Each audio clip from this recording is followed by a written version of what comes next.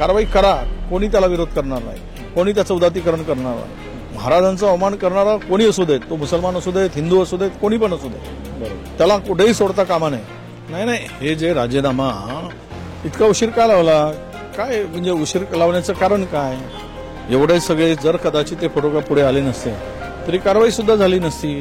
आपल्यासोबत काँग्रेस नेते वडेट्टीवार आहेत. आज गोंधळ झालेला सभागृहामध्ये आणि विशेष करून सत्ताधाऱ्यांनी तो गोंधळ घातलेला, कसं बघताय? नाही, औरंगजेबाच्या संदर्भात जे वक्तव्य केलं ते निषेधार्हच आहे. या देशात कोणी हिंदू असो मुसलमान असो, महाराजांचा अवमान करणाऱ्याला क्षमा नाही. महाराजांच्या संदर्भात आणि औरंगजेबाचं उदात्तीकरण करणं हे महाराष्ट्र काय देशही खपवून घेणार नाही, कारण ती जुलमीचं राजवट होती. परंतु सत्ताधाऱ्यांनी त्यांचे अधिकार आहेत कारवाईचे, त्यामुळे हाऊस बंद पाडण्याची गरज नव्हती, असं आमचं स्पष्ट मत आहे. कारवाई करा, कोणी त्याला विरोध करणार नाही, कोणी त्याचं उदात्तीकरण करणार नाही. महाराजांचा अवमान करणारा कोणी असू देत, तो मुसलमान असू देत, हिंदू असू देत, कोणी पण असू देत, त्याला कुठेही सोडता कामा नये. त्या कोरटकरालाही सोडता कामा नये, तुमच्या त्या सोलापूरकरलाही सोडता कामा नये, छिंदमलाही सोडता कामा नये, कोश्यारीलाही सोडता कामा नये, माझं असं मत आहे.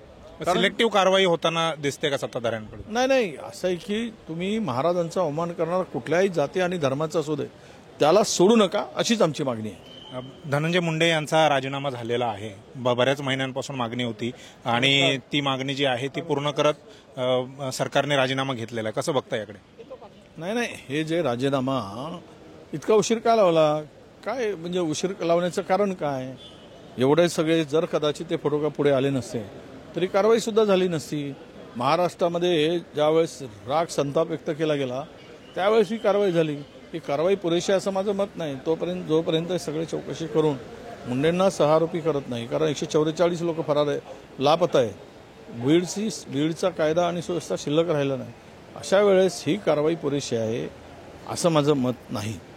त्यांच्यापेक्षा अजून त्यांना जोपर्यंत हे सगळ्या प्रकरणामध्ये तो फरार आरोपी मिळत नाही, त्याचा कृष्णा आंधळे सीडीआर काढला जात नाही, ते सगळं काढा, म्हणजेच तुम्हाला धनंजय मुंडे हा 6 आरोपी झालेला दिसेल.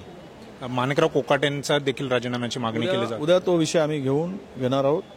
आज हा विषय होता आणि खरं तर आज ते दोन्ही यांची मागणी आणि महाराजांचा अवमान ज्या लोकांनी केलेला आहे त्यांच्यावर कारवाईची आज आमचा स्थगन होता, पण आम्हाला बोलू दिलं नाही. महाराजांचा अवमान करणारी सत्ताधाऱ्यांच्या जवळचे म्हणून बोलू द्यायचं नाही आणि एखाद्या याला सत्ताधाऱ्यांनीच तो विषय उचलून धरायचा. आमच्या काही भावना थोडीशी विरोधकांच्या जे मुद्दे होते ते त्यावरती पडदा टाकण्यासाठी सत्ताधाऱ्यांनी हे केलं असं म्हणता येईल का?